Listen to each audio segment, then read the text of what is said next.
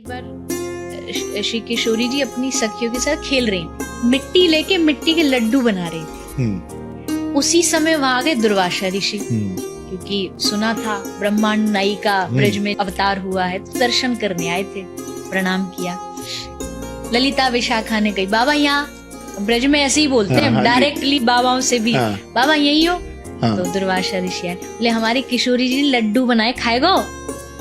तो बाबा बोले लड्डू, हाँ लाओ। बाबा सोचे कोई बढ़िया लड्डू होंगे, लाए तो मिट्टी के लड्डू।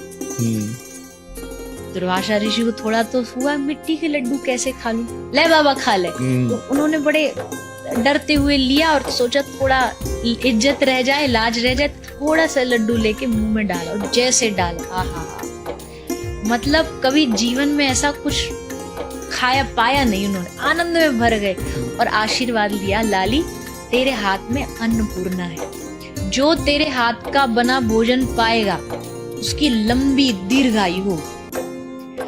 अब ये बात पूरे ब्रज में फैल गई कि राधा रानी के हाथ से जो पाएगा उसकी दीर्घायु होगी। ये बात यशोदा मैया को पता लगी। मैया बोली अब तो मैं अपने लाला को एक ही हाथ को खिलाऊंगी ताकि मेरी लाला की लंबी उम्र। तो बुलाया, न्योता भेजा, श्री जी आई। श्री जी ने आके बहुत बढ़िया भोजन बनाया, ठाकुर जी ने पाया। अब पाने के बाद यशोदा मैया बोली, बचपन से ही सोच लिया, ठान लिया, ये मेरी बहू बनी।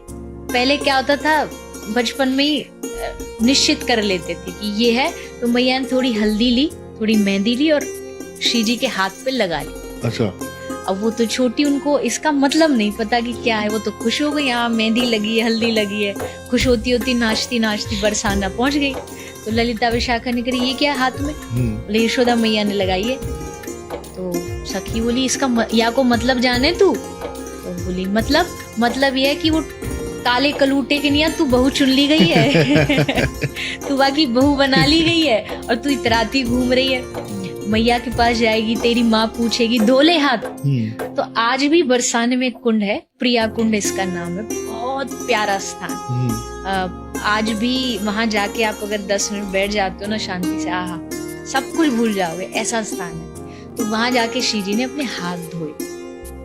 वो पूरा जल जो है वो मेहंदी और हल्दी के कारण पीला उसका रंग पानी का, तो ब्रज भाषा में आज भी उसको पीली पोखर बोलते हैं। अच्छा। तो ऐसे ठाकुर जी के लिए श्री जी बचपन से ही चुन ली गई थी और उनका विवाह भी हुआ है, ऐसा भी गर्ग संहिता में लिखा। समझ आ रहा ना, शादी हो गई थी।